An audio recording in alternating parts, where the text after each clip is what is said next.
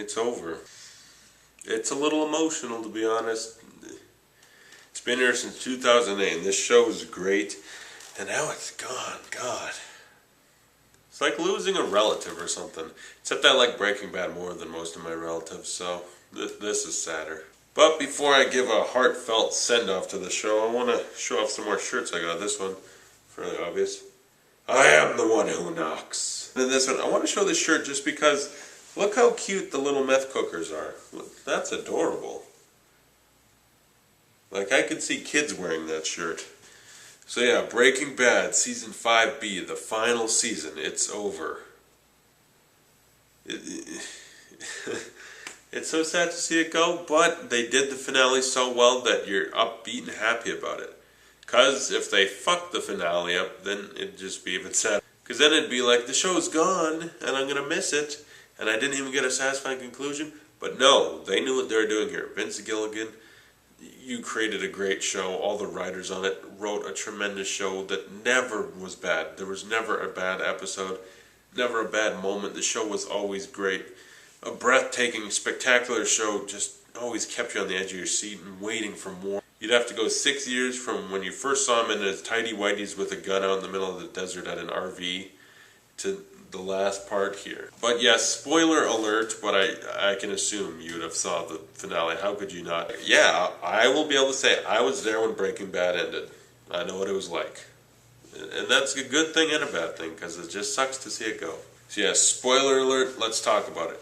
So season 5A ends, Hank's taking a massive dump and he finds the book. To my other favorite WW from Gail Bedecker. No, it wasn't Willy Wonka, it was Heisenberg. Although that would be funny, can you imagine?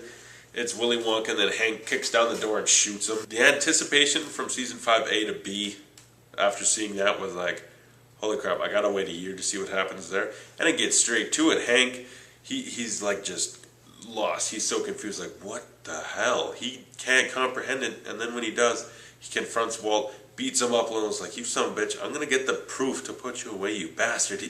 Because it honestly reflects bad on him. The whole guy, Heisenberg, he's been looking for him forever. He's been right in front of his face. That's got to eat him up inside. And he even says, once I prove it's him, my career's over, because the fact that I let him get away for so long when he's been right there, that's going to be bad for him. So you get that whole cat and mouse. How's Walt going to keep Hank from arresting him?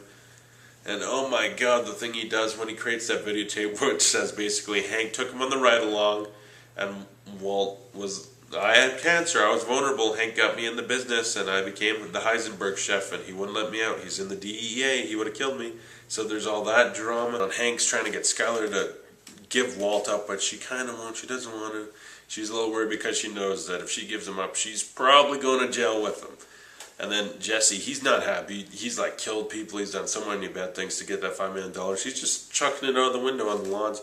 Gets him in jail, but he's not going to give Walt up. And then Lydia, who just showed up in season 5, she's so uptight and untrustworthy that you just know she's going to cause more problems here. And she does, because she's got Todd cooking her meth, basically. And it's not as good. Walt sort of taught him, but he's sort of out of the game now. And then Jesse finds out some important information. Walt poisoned Brock, and Jesse goes off. He's pissed. He's like, yeah, I'll work with Hank. I don't give a shit. Walt's going down. Walt had his money buried in the desert, and Jesse gets like an identical picture and says, yeah, I'm burning it up. So Walt just, no, the thing I've been working for all my life, all those barrels of money in the desert, and he thinks Jesse's burning them. He's driving out there, realizes he got set up. Jesse wasn't burning it, and he's out there.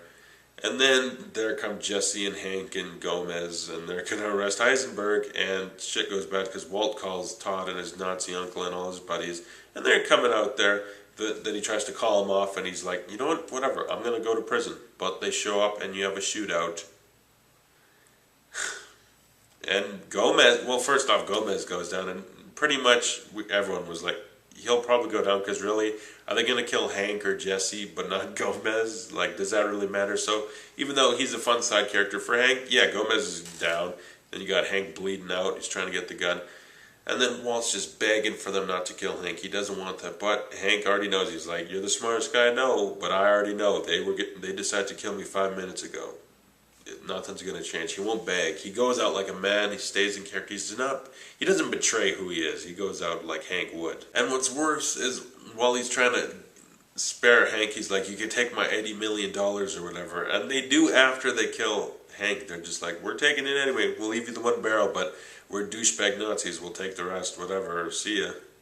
So they bury Hank and Gomez, and they find Jesse, because Jesse, they take him, and he becomes basically a slave meth cook. He's in a pit, basically, in a parking lot, and he's beat up too. He looks worse than Ryan Gosling and Only God Forgives after he got beat up. Like, Jesse's beaten to nothingness, and he ends up chained up, walking down and forth in a lab every day, cooking meth, because Todd can't do it himself. So Jesse, just as good as Walt. Walt even admits it, he's just as good. So he's their meth slave, and Walt basically has to face the fact that, yeah, I gotta go hiding now because those two DEA agents are dead, and everyone thinks it's my fault. And so then Walt's like, we gotta go. He goes home, and Skyler, like, wants to give over the tape of their confession, saying that Hank is the one in charge. Marie's all upset. She's talking about earlier in the season, she's like, I've been looking up, like, untraceable poisons. Like, she's mad at Walt, and then Walt's just like, we gotta get out of here, Skyler. And Walter Jr. had found out, and he's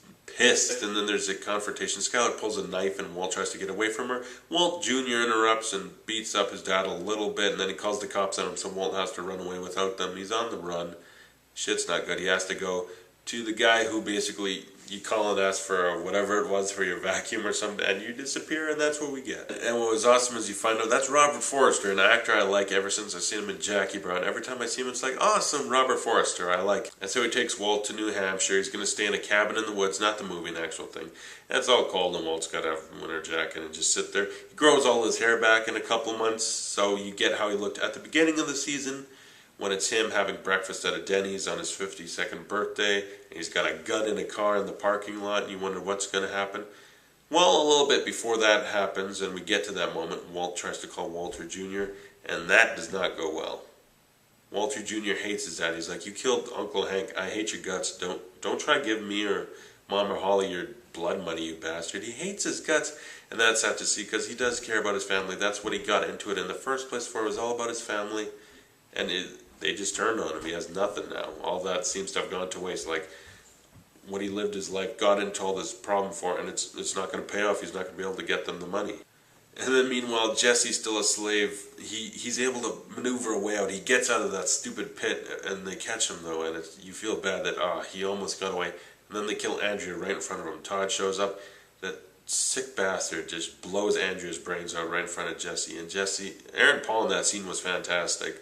And, though, that was tough to watch, because you knew Andrea, something's bad happened. Todd's at her door, and then you realize she's dead. It's like, oh, God. And even before that, when frickin' Todd shows up at Walt's house, and he confronts Skyler and, like, threatens her and the kids and everything, Todd's just, you hate his guts, okay? You hate him, because unlike Gus, where he's a really bad guy, but you like him because you get, he had some trouble in his past with his friend dying and everything. You like him as a human being, even though he's bad. Todd, you hate his guts. He shot a kid. He's just evil. And Walter Jr. kind of told him off. He's like, I have no family. I give up. Calls the DA sitting there. He has nothing to live for anymore. He wants to go to prison. Then he sees TV and Gretchen and whatever his face, Schwartz, the people that owned Gray Matter, that Walt discussed previously. He would have been a billionaire if he had kept with that company. They're kind of just saying, like, there's nothing left of that good guy we knew, and to be honest, he had nothing to do with the company to begin with, and that turns the Heisenberg thing on, where he's like, son of a bitch, because he had a lot to do with the company before he left it, and he's just pissed, so he's like, I'm out of here, and he goes and confronts them, and I thought he was going to kill them. I thought he was just going to, pure evil time, they're dead. No. Instead, Badger and Skinny Pete get to show up, where they shine little lasers, and he tells them they're assassins that are going to kill them, unless on Walter Jr.'s 18th birthday, he gives them all of Walt's money that he has. Which is great, because you get that he doesn't need to kill them, and he's finally going to get them the money without it being suspicious. We're happy to see that that's going to work out, because otherwise they think they'll be killed. And then you get the finale that, oh my God, building up and everything, you thought this has to pay off, and you know what you want to see. You want to see the Nazis and Todd go down. You want to see Walt. You're pretty sure he's probably going to die. You want to know that that money's going to get to his family, and you do. It's going to get to his family. What he worked so hard for, it's not as much as money as he hoped, because the Nazis have the rest of his money, but it's going to get to his family. We're sure of that, and we just want to know what's going to happen to Jesse. Walt gets the giant machine gun. He's got it set up with a like garage opener in the car, and he drives up, picking a particular spot. And I was like, I think I know what he's gonna do. He goes in, they confront him, they're gonna kill him, but they bring in Jesse, and Walt at that moment decides, oh, God, this guy's been through so much. So he tackles him. They think, oh, he's gonna beat him up, and then boom, and just shoots them, takes them all out. And I was like, yes, this is satisfying to see them just get ripped apart by the bullets. Terrible people. And Jesse strangles Todd with like his handcuffs. And it's like, we want to see that. Todd shot a kid. He shot Andrew. He's an evil, sick person. And Jesse gets to take him out personally and just enjoy the fact that he's killing this sick fucker. And then you also find something out. Walt gets on the phone after he realizes, yeah, he's been shot. But he gets on the phone with Lydia and he tells her that that tea she drank had the rice in it. So you get something very satisfying. Since season 2, he's like, we got the ricin, we can get Tuco, oh, we can get Gus, we can get these people. Someone finally goes down with the ricin. You get Lydia, she's poisoned by it, she's going to go down.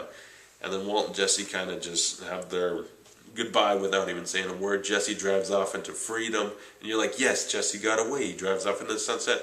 We're happy to see that, and Walt gets what he wants. Because when you talked to Skyler earlier, he says something that we're happy to hear. He was doing it for him. Because he's always been saying, I did it for you guys, I did it for my family, but he admits, I did it for me. You know, I was good at cooking meth. It was something I got to use my brain. I was really good at it. I was the best there is at it. And that's where he was truly happy, because when he went home, he had all that drama with his family. No one liked him. He was doing something for them, but he did it for himself more because he enjoyed it. He was great at it. And that's where he's truly the most happy. So he goes to the meth lab as he's dying. One last time in the meth lab, his true happy place, and he dies with a smile on his face, sort of. And he doesn't even care about the money, because when he's confronting Jack, he's like, he's telling him, I'll tell you where the rest of the money is. Boom! I don't care where the money is. And he just goes and dies in the meth lab, and it's satisfying to see him die where he's most happy. Even though it's so sad, it's like, we love Heisenberg, we llove Walter White, he's a great character. Best TV show ever, Breaking Bad. But we're happy to see him go the way it did. And I love the show. A+. This show just ended so perfect. I'm so happy. It was so satisfying of an ending. And this is the best TV show ever, okay? It is the best drama series for sure. The best TV show I have ever seen and probably ever will see. The best characters. It's written so well. Vince Gilligan, Bryan Cranston, Aaron Paul, Anna Gunn, RJ Mitte, Dean Norris, Betsy, Brandt, all the other people involved in the show that acted on it. You all did fantastic. You're all great. This show is the best. It is. It's just the best, and I'm sad but very happy to see it go because it ended on such a high note. So thanks to all the people that made it. Thanks to everyone that watched it that made it as good as it was, as they said right after the show ended. So thanks for watching. If you like this review, like or subscribe. Comment below. Tell me what you thought of this season and the show as a whole. Tell me what you thought of it all. And thanks for watching. I'll see you guys next time.